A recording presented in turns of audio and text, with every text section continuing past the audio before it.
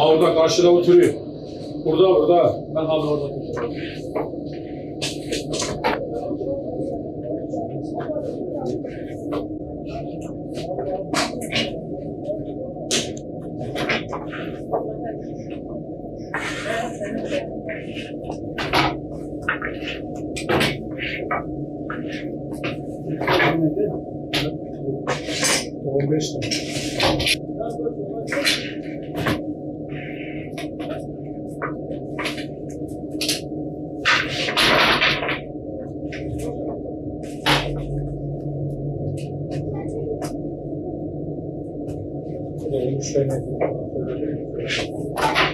Yavaş yapabilir misin? Abi şu anda yapamıyorum. Yapamam. Şöyle çıkalım.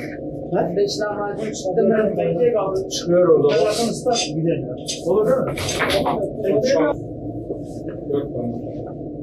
Bu 15'i devamlı mı? Bu olmuş mu? Hı? Olmuş. Bu harcı sana helal olsun. Bu kendi olanı zaten.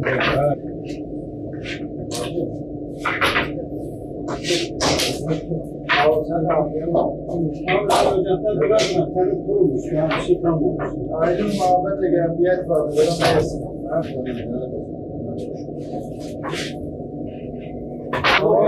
Şöyle gelir misin? Gidin aşağı.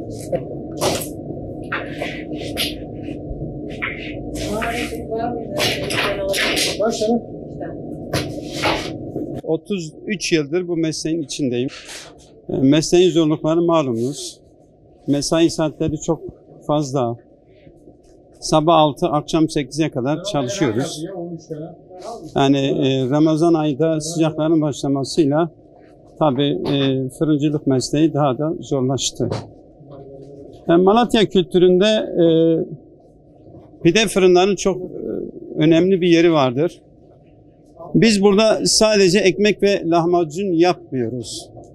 Yani evde ve kasaplarda gelen yemekleri de adeta mahallelerde mutfak görevini görüyoruz. Sadece fırın değil, mutfak görevini de görüyoruz.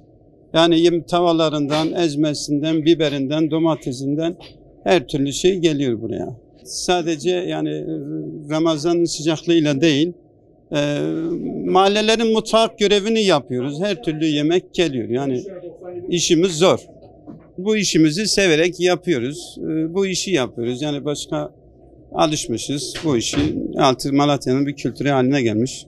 Yapıyoruz. Ramazan ayından dolayı işler hemen hemen yarı yarıya düşüyor. 5 tane eleman çalışıyor. 4 tane usta. Bir tane de tezgahçı çalışıyor.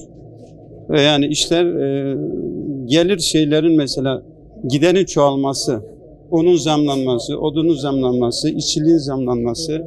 Geçen sene örneğin bir un torbası ekmeği 7,5 yaptığımız zaman un torbası 450 liraydı. Bugün 700 lira. Odun aynı şekilde zamlandı. İşçilik aynı şekilde.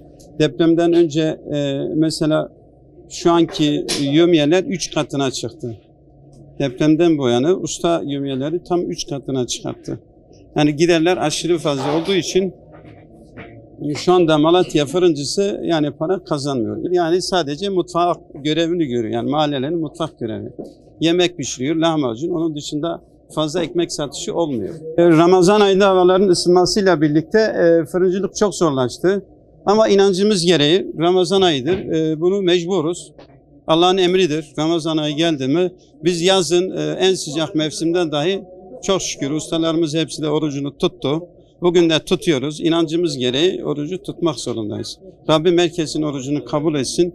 Bizim daha fazla kabul etsin. Fırıncıların zorluğu çok olduğu için inşallah ecrini Rabbimiz daha fazlasıyla bizlere versin.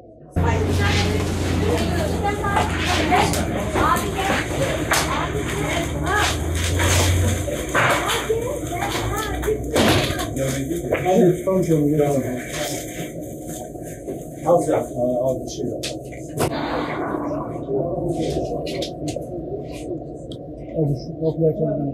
Böyle oldu.